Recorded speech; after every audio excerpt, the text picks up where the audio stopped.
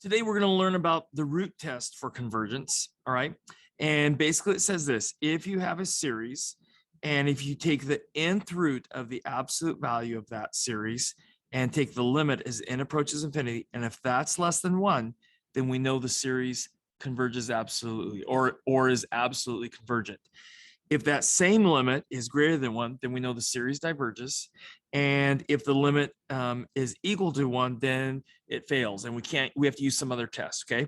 And one thing I want to tell you, this is not going to be tested on the AP exam. All right. So, but I still want to teach it to you so you understand it and you may use it in the future. Okay. Now that doesn't mean that you can use this on the AP exam. It just won't be specifically tested. Okay.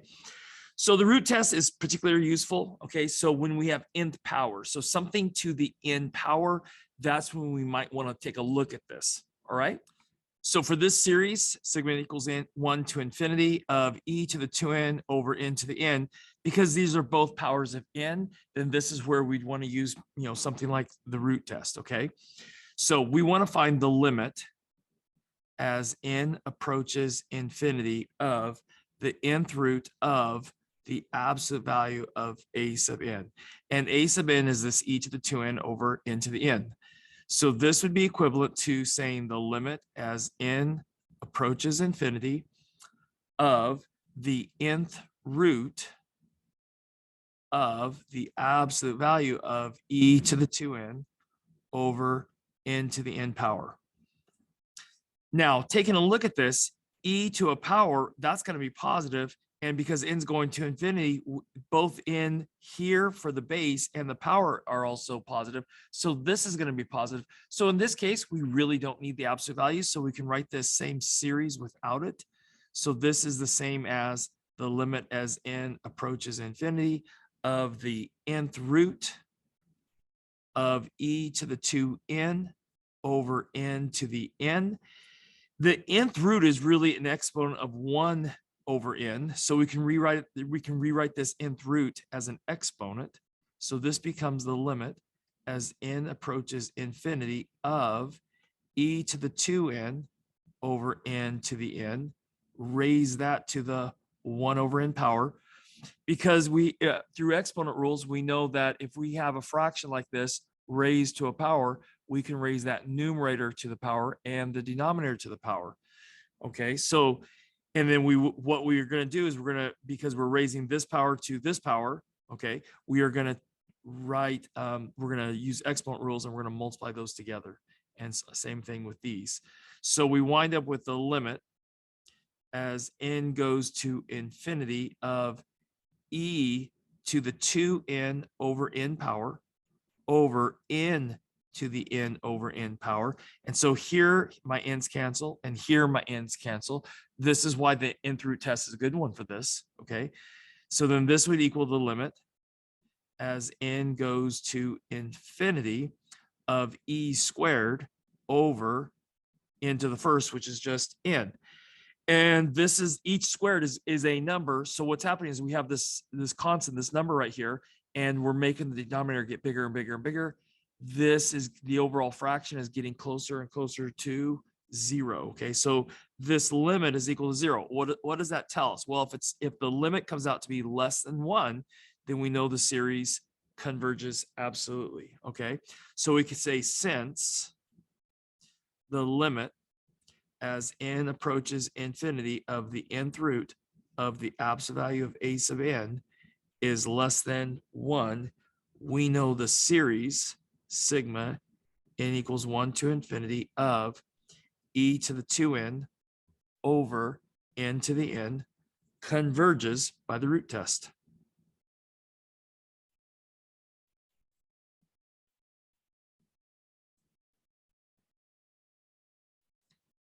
And that's how we use the root test. All right. So here's some guidelines for using all the tests. Okay, so what we're going to do for the rest of this lesson is we're going to take a look at different series and try to decide what tests we should use to show convergence or divergence. Okay, so one thing, nth term test. Okay, so does the nth term approach 0? If not, then we know the series diverges by that nth term test, okay? Then look for that. I would always look for that first, okay? Then you want to go to the series and look and see if it's one of the special types like a geometric, p-series, telescoping, alternating, okay? Look and see if it's one of those. All right. If it's not that, then look at it, see if you can integrate a sub n easily. Okay. Then maybe the integral test.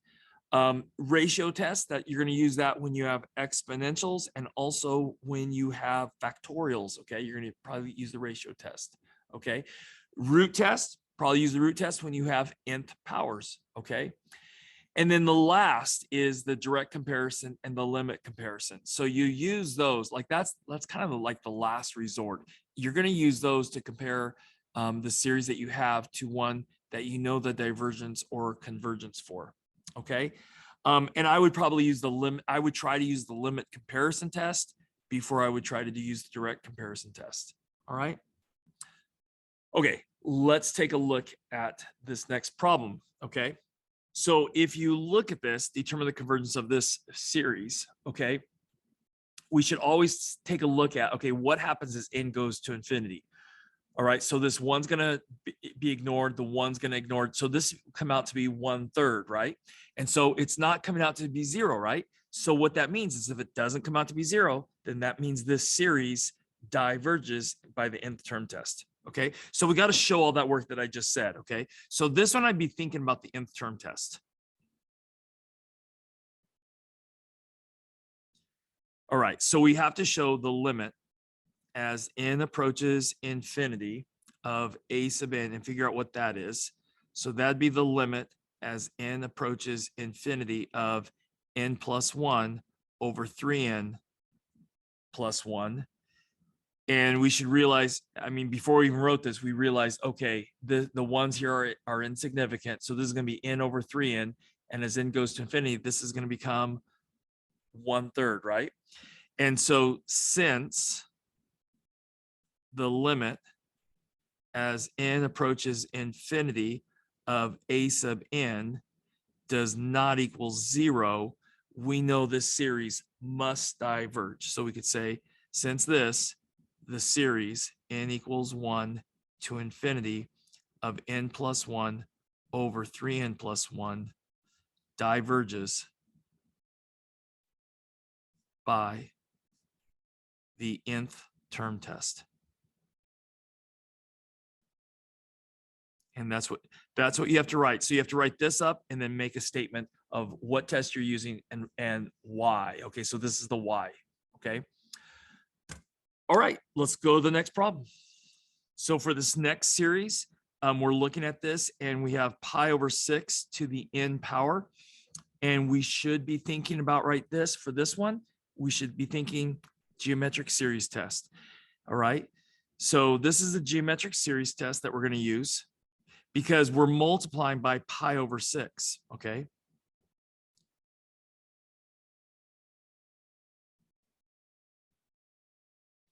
And so what do we know our common ratio would be, right? It's going to be pi over 6. So we know that r is equal to pi over 6. And we also know that -1 is less than r, which is less than 1. Okay.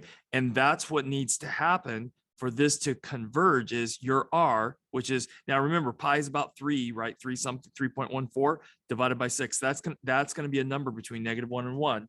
So when it's between -1 and 1, we know the series converges by the geometric series test. Okay. So this is one way of writing this condition. R has to be between -1 and 1. Another way of writing this is the absolute value of R is less than 1. Okay. So you could write it either way. Okay. But you need to state this. All right. So we know that the series n equals 1 to infinity of pi over 6 raised to the n power converges by the geometric series test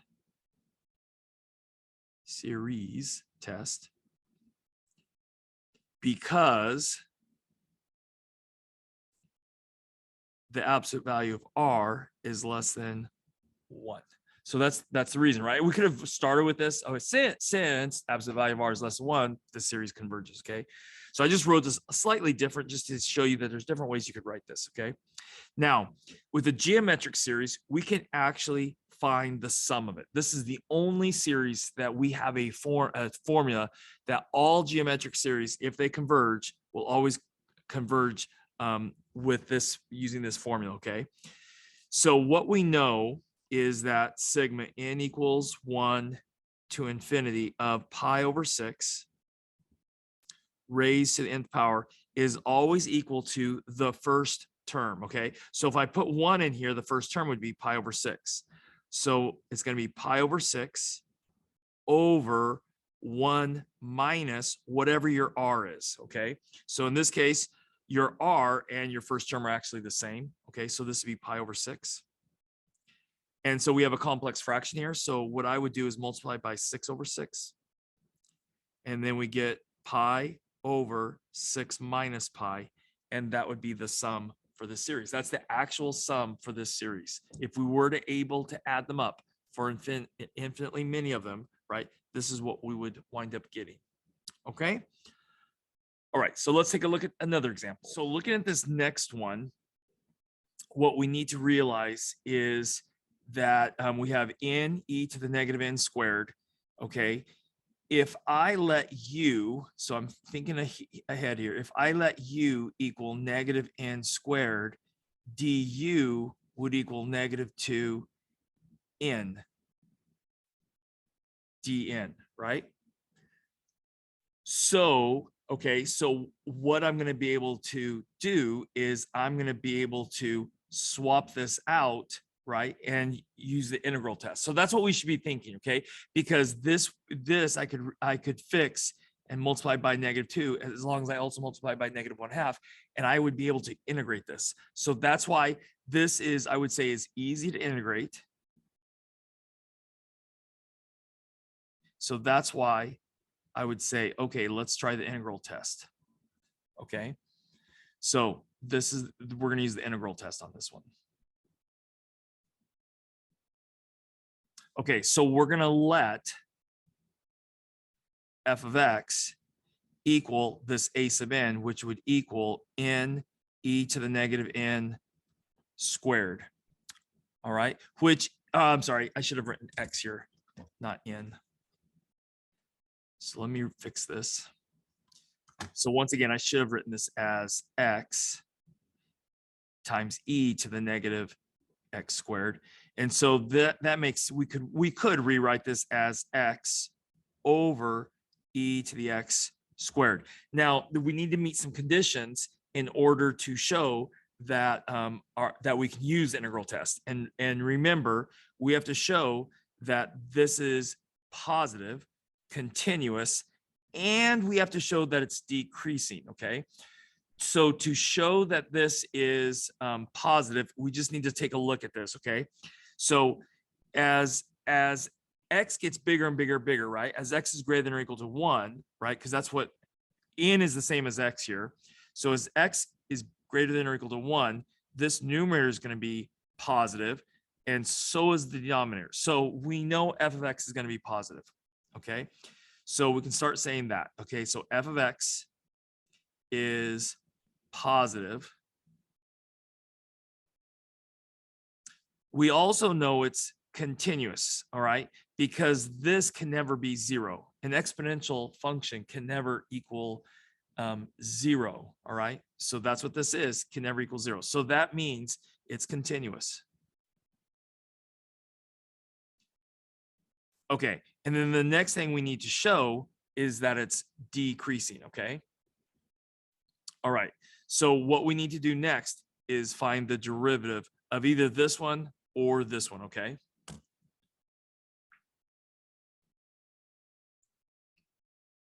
So I'm going to find the derivative of this using the quotient rule, okay?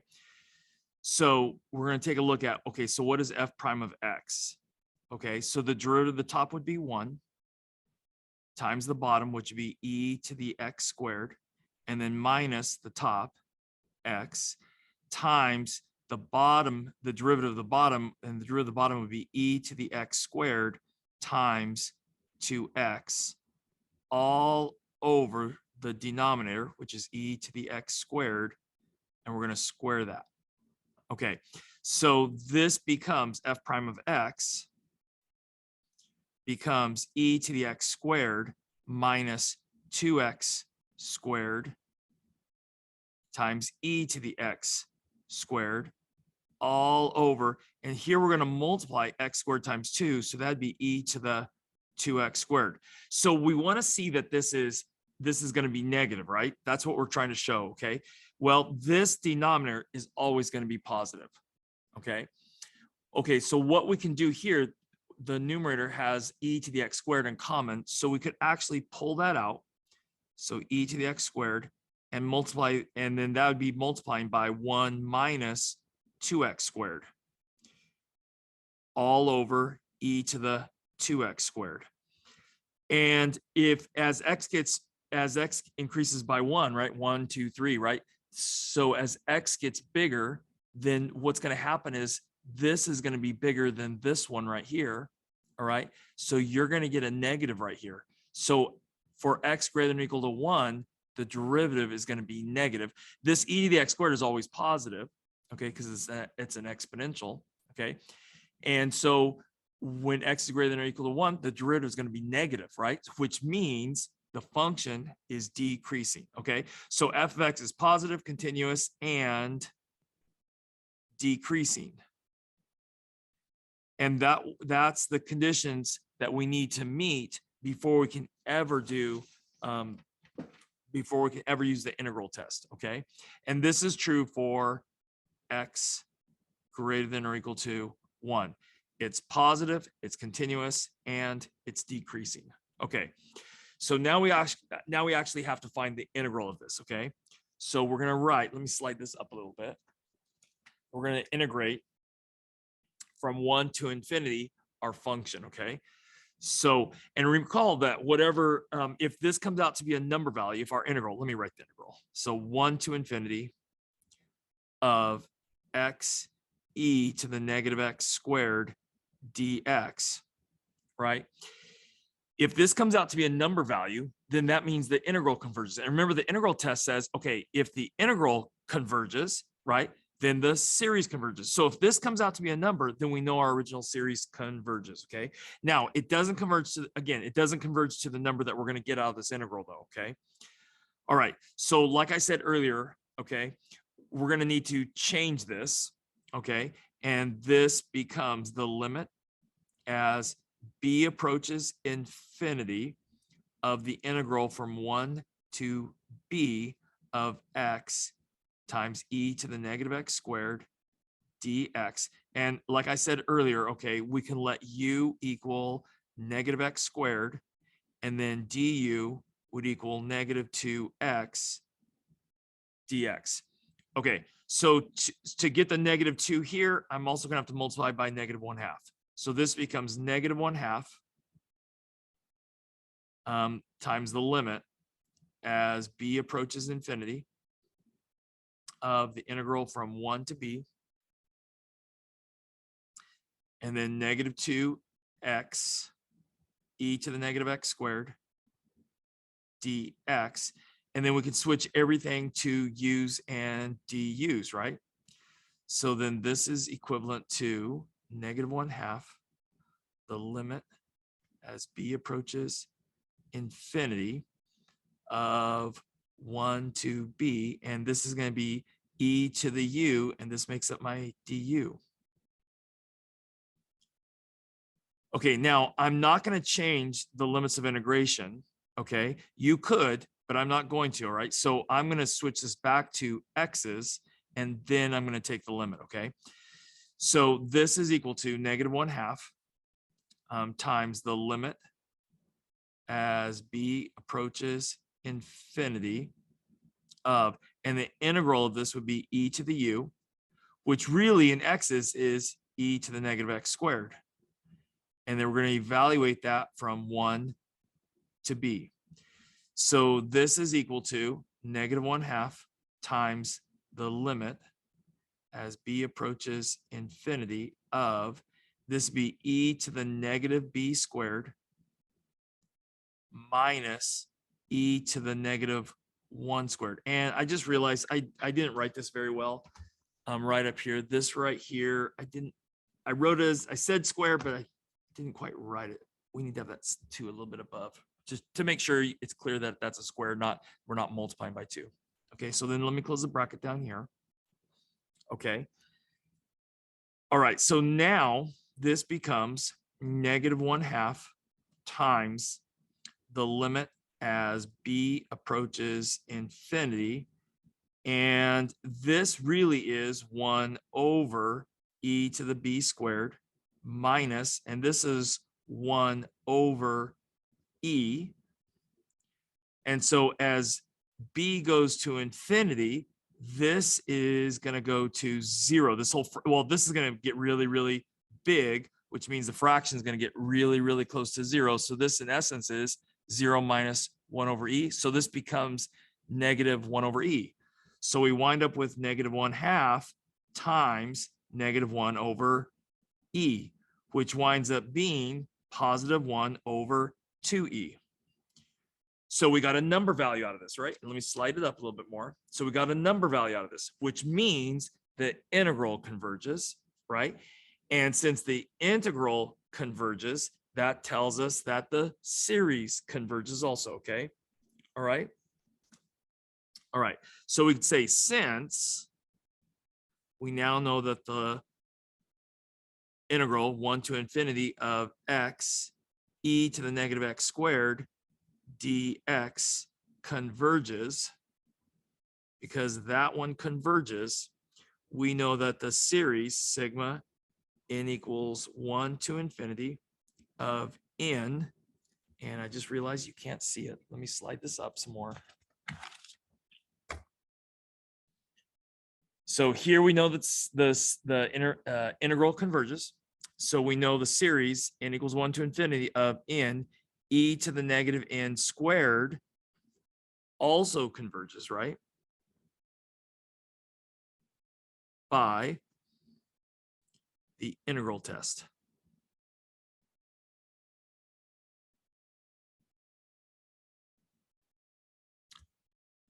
All right, and that's how you use the integral test, okay? So this next series is the a sub n term is 1 over 3n plus 1. And we should be thinking, okay, this is really close to being something like 1 over n.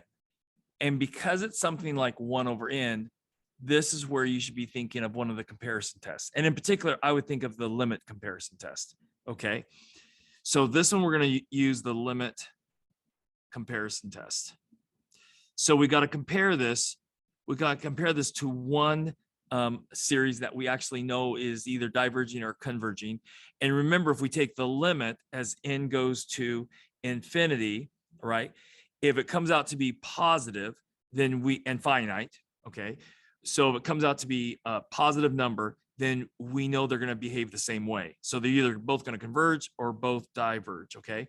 So this is the limit comparison test. So again, let me review with you how do you use that? Okay, so we're going to compare this one to, because it's very similar to this, n equals 1 to infinity of 1 over n. And recall that this is the harmonic series, or we could also use the p series, right? And recall that if p is less than or equal to 1, right, our power right here is less than or equal to 1, then it's going to diverge. And if p is greater than 1, then it's going to converge. So this one, because the power is 1, we know diverges. So this series diverges by the p series test. So we got to state how we know this one is behaving, right? And we'd say since p equals 1 and p is less than or equal to 1. P is right. So we know this one's going to diverge. Now, if this power was bigger than 1, then we would say it converges. Okay. So now it's a matter of comparing this one to this one. And I think the easiest one is to do this limit comparison test. Okay. And so that would be the limit as n goes to infinity. All right. our series, which is 1 over 3n plus 1 over 1 over n. Okay, so if we do this limit and we wind up with a positive number here, then what that means is that our original one, the one we have right here, is going to do the same thing as this one. Okay, so we would know it diverges. So let's find this limit. Okay, so this limit as n approaches infinity, and what I would do is rewrite this, because really this is just two fractions that we're dividing, right? So you can write that as this fraction multiplied by the reciprocal of this fraction. So it'd be 1 over 3n plus 1 times n over 1. Well, that becomes the limit as n approaches infinity of n over 3n plus 1. Because n's going to infinity, this plus 1 is insignificant. And so we have n over 3n, the n's will cancel. And this winds up being 1/3, which is a positive number, right? So what does that mean? That means because this limit came out to be a positive number, they're going to behave the same way. The one we're comparing it to, we know diverges. That means this one also has to do the same thing. That's what this tells us, okay? So that means we know this one diverges, okay? So we could say something like this: since the limit as n approaches infinity of 1 over 3n plus 1 over 1 over n is greater than 0, okay, right? If it's greater than 0, that means it's positive and it's a number value, okay? We know that this series n equals 1 to infinity of 1 over 3n plus 1 diverges by the limit comparison test.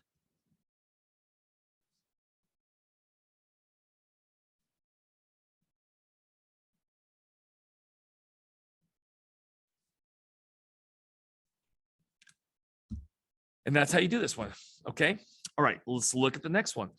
All right. So you look at this next series. All right. And we have you should notice we have -1 to the end, right? And what is that going to cause? That's going to cause us to alternate signs. So since it's alternating signs, I would think alternating series test.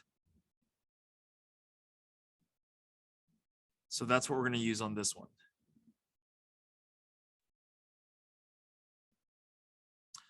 All right. So my a sub n in this case is going to be this 3 over 4n plus 1. Okay, so what do we have to do? We have to show that these terms are going to be positive. Okay, we also, so we're going to have to show that. Then we're going to also have to talk about, okay, is this decreasing, right? So is the next term smaller than the previous term? All right. So first of all, let's establish this. A sub n is greater than 0. Okay. So let's look at that one. Okay. So what we have here is 3 over 4n plus 1. Okay. So what do we know about this? Well, the 3 is positive when n, because n starts at 1 and just gets bigger and bigger and bigger, right? When n is 1, this denominator is going to be positive. So we know that this is going to be greater than 0 for n greater than or equal to 1. It's always going to be positive, okay? So then the other thing we need to establish is that a sub n plus 1 is less than or equal to a sub n. Okay, so we have to show this. So a sub n is the 3n over 4n plus 1, right? I'm sorry, I wrote 3n here. I meant to write just have 3 there. All right, so right here, again, our a sub n is 3 over 4n plus 1. So this is going to be 3 over 4n plus 1. And we have to show that that is actually larger, right, than the next one, right? Okay, so in other words, the next term, the n plus 1 term, has to be smaller than the previous one. So our numerator is 3. And we're going to put n plus 1 in for our n here. So that'd be 4 times n plus 1 plus 1. Okay, so let's clean up this new denominator here. So this would be 3 over, and this would be 4n plus 4 plus 1, or 4n plus 5 is less than or equal to 3 over 4n plus 1. So this denominator is larger than this denominator, and the numerators are the same. So if this denominator is larger, okay, it's 4 more than this one, right? This one is always going to be smaller than this one, the fraction, okay? Because this denominator is going to be larger than this denominator, okay? And that's going to be true for n greater than or equal to 1. So we have to establish that the a sub n term is positive.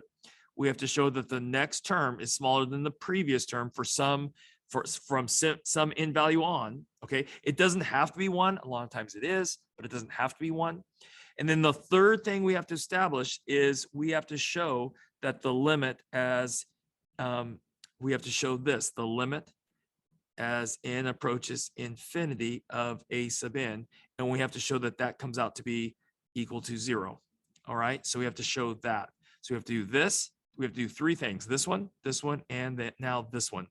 So this would be the limit as n approaches infinity of 3 over 4n plus 1. The plus 1 here is insignificant, and then the 4n is just going to get bigger and bigger and bigger. The 3 is staying the same. So yes, this is going to go to 0. Okay. So what does that mean? Well, we've done the 3 things, right? The 3 pieces that we need to show in order to say that this particular series converges, right? So because of this, we know that the series n equals 1 to infinity of -1 to the n of 3 over 4n plus 1 converges by the alternating series test.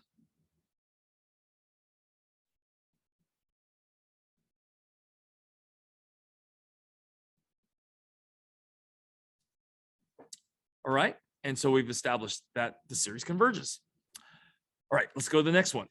So for this next one, take a look. We have some factorial. We also have 10, like a base raised to the n power, right? So we have some exponentials here.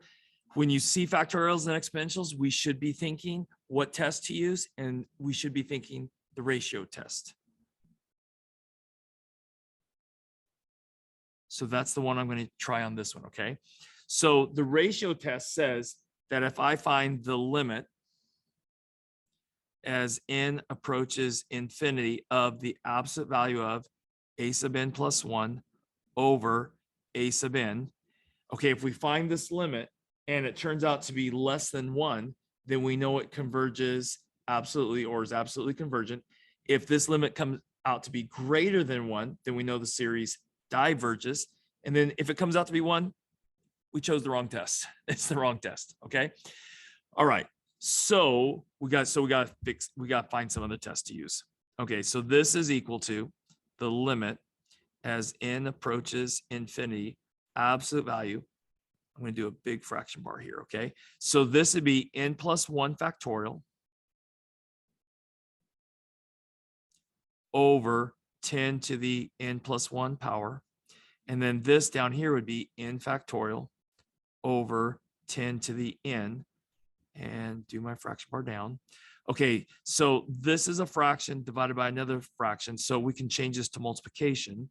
So this is equivalent to the limit as n approaches infinity of n plus 1 factorial over 10 to the n plus 1 times.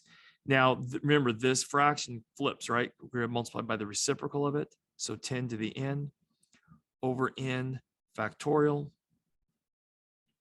So here I have 10 to a power and here I have 10 to the power. So I'm going to put those together as one fraction, and n plus 1 factorial over n factorial. I'm going to put those as 1.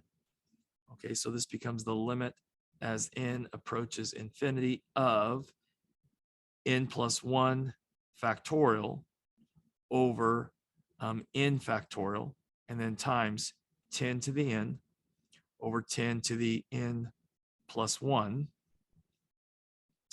So this would be, we start with this number n plus 1 and then it go down by 1, right? So then and then multiply all of them below that, right? So this would be n plus 1 times n factorial. So we could rewrite this as the limit as n goes to infinity of n plus 1 times n factorial over n factorial. And what this is saying right here is we have one more power of 10 than we do here, right? So the exponent, like this is 2, this one would be 3, right? Or you could also go, okay, this would be 1, and we take this exponent and minus this exponent, and we get 10 to the negative 1. You could do it that way too, okay? But we should realize, okay, this exponent is just going to be 1 more than this one. So all of them are going to cancel except for one of them in the denominator. So this is just going to be 1/10.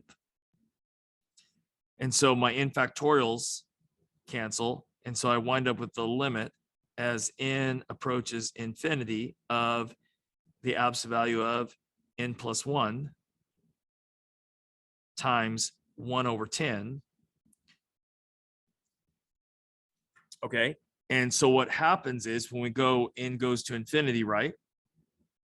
Then that's going to cause this to get bigger and bigger and bigger. And we're going to multiply by 1/10. It's still going to get bigger and bigger and bigger. So this winds up being infinity. Okay. So infinity, okay, and it's positive infinity. That means it's greater than 1, right? And since it's greater than 1, then we know this series diverges. Okay. So the only way that this doesn't work is if this comes out to be a 1 right here, and it didn't, right?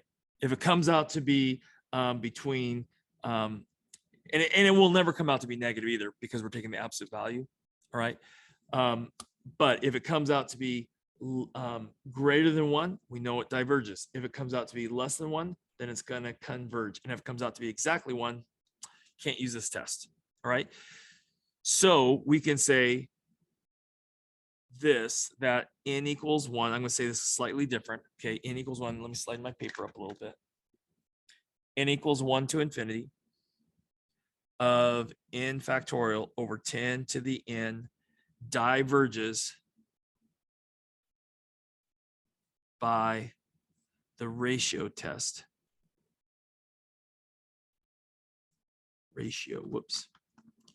Ratio test. Because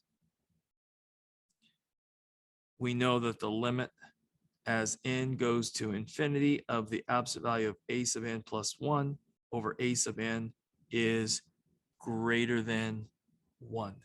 Okay, so you could have also said it like this: since the limit as n approaches infinity of the absolute value of a sub n plus 1 over a sub n is greater than 1, then we know this series diverges by the ratio test. Okay, ratio. There we go. All right, let's do one more problem, and then we'll be done.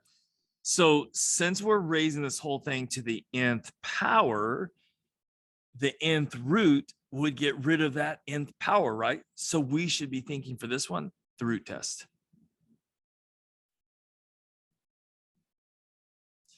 Okay, so we have to take a look at the limit as n goes to infinity of the nth root of the absolute value of a sub n.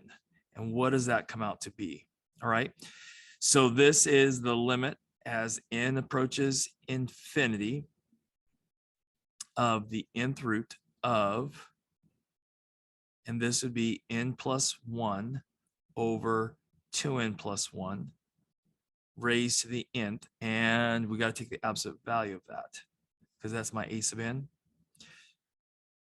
All right, so now, okay, if we take a look at this, okay, n's going to infinity. This numerator is going to be positive. This denominator is going to be positive. And this exponent is going to be positive. This is going to be positive. So really, we don't need the absolute value. So this becomes the limit as n goes to infinity of the nth root of n plus 1 over 2n plus 1 raised to the n. The nth root is going to get rid of this n. So we're left with the limit as n approaches infinity of n plus 1 over 2n plus 1. So because n's going to infinity, these plus 1s are insignificant, and we're left with n over 2n, and that comes out to be 1/2.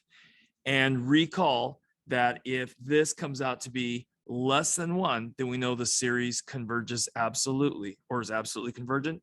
And if it comes out to be greater than 1, then it diverges, and it comes out to be equal to 1, then we can't use this test. It's inconclusive. So we got this number 1/2 is less than 1, which tells us that the original series converges.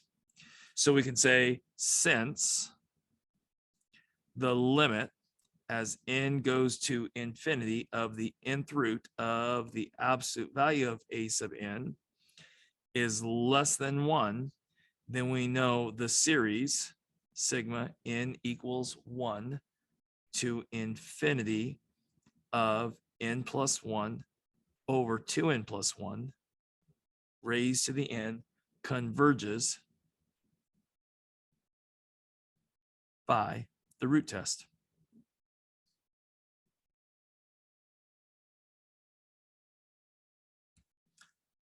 And that's it. Okay, so that's a smattering of all the different tests we should know to test for convergence. Okay, really the only one I didn't give you one is the direct comparison test, and instead we use the limit comparison test. Just think that one's easier. Okay, all right, that's it, guys. Have a great day, and I will see you later.